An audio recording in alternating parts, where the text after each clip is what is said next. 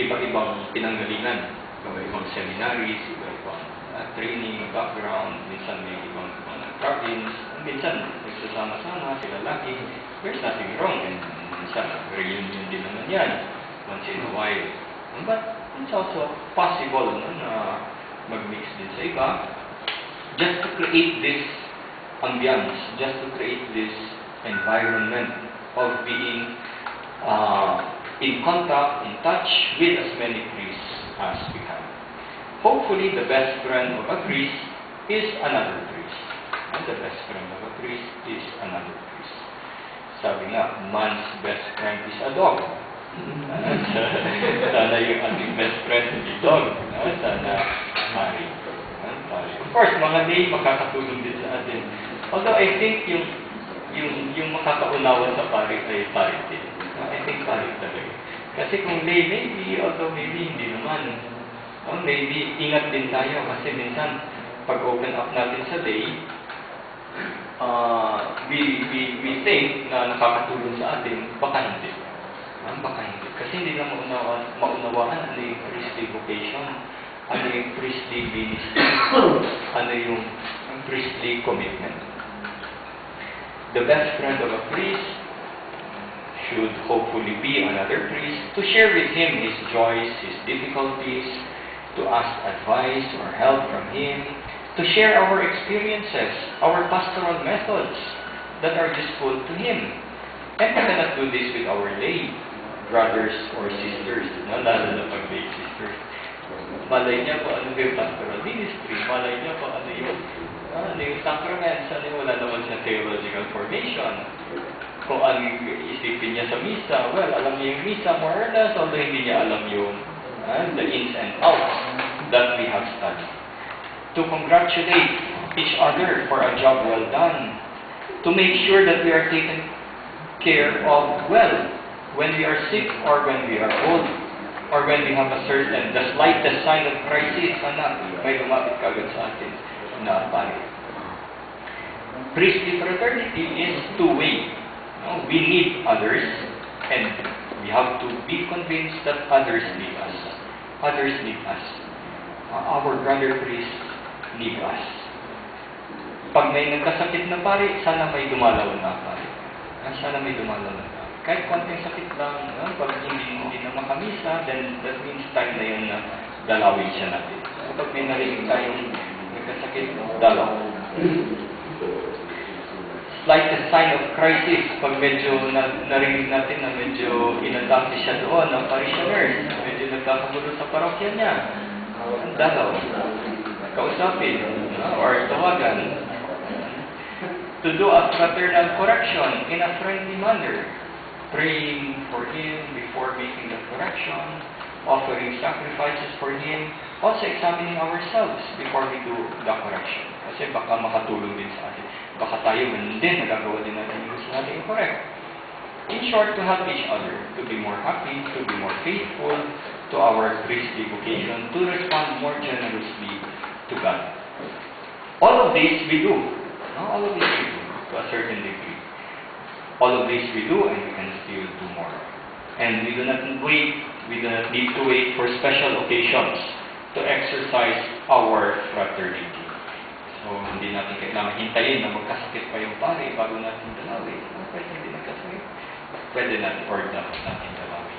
Here and now, wherever we are. Our priestly fraternity would also lead us to help each other, yes, in material things and also in our spiritual life. By praying for each other, offering sacrifices for each other, maybe sharing our experiences also in our spiritual life.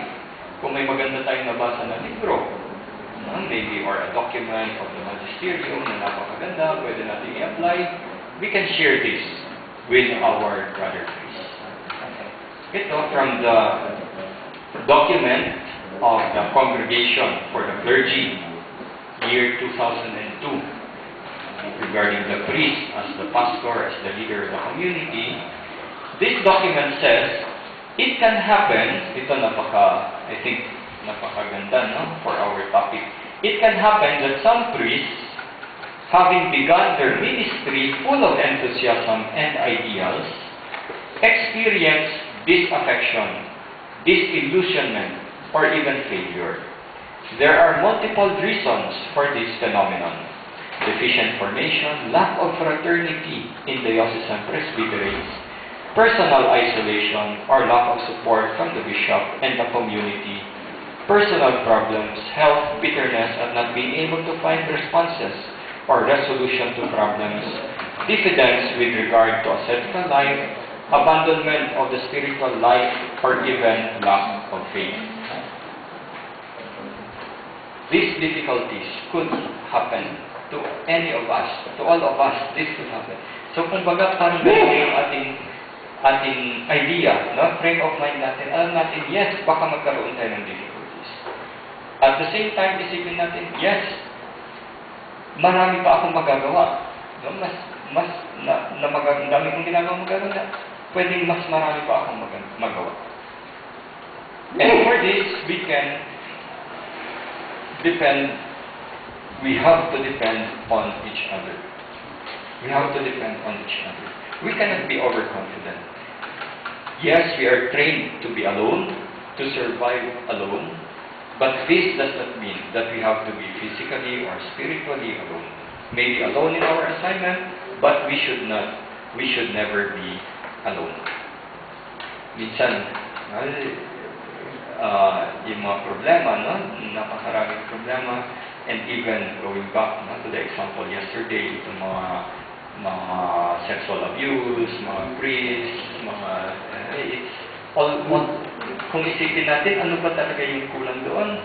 Maybe kulang sa spiritual life, maybe hindi na nagdarasal, maybe nagkaroon ng crisis. Although, ano bang hinahanap talaga? Company. No? Company. And this company has to come from our brother priest. Doon sa isang bundok naman, doon sa Spain, kinukwento nila, may isang pare na assign doon sa isang napaka-isolated din na place. And then, dinalaw siya ng kanyang SD. Kwentuhan sila. Among other things, yung topic ng prayer, yung topic ng spiritual direction, ayan, tuloy-tuloy sila. And also the topic of holy purity. Nagkwentuhan din siya ng holy purity. Sabi niya, Father, walang problema dito. Kasi yung mga babae dito sa bundok, lahat sila mukhang baka. Ang papangit nila, mukhang baka sila. Sabi ng pare, ng SB niya, okay, kahit mukhang baka, ingat ka pa rin. Kasi magdasal ka pa rin. And then, try to keep yourself busy, focus on the ministry, etc. And then, after 1 month, kwentuhan na naman sila, bumalik yung SB. And among other things, dami na pinag-usapan, holy purity. So, ano sabi niya sa pare?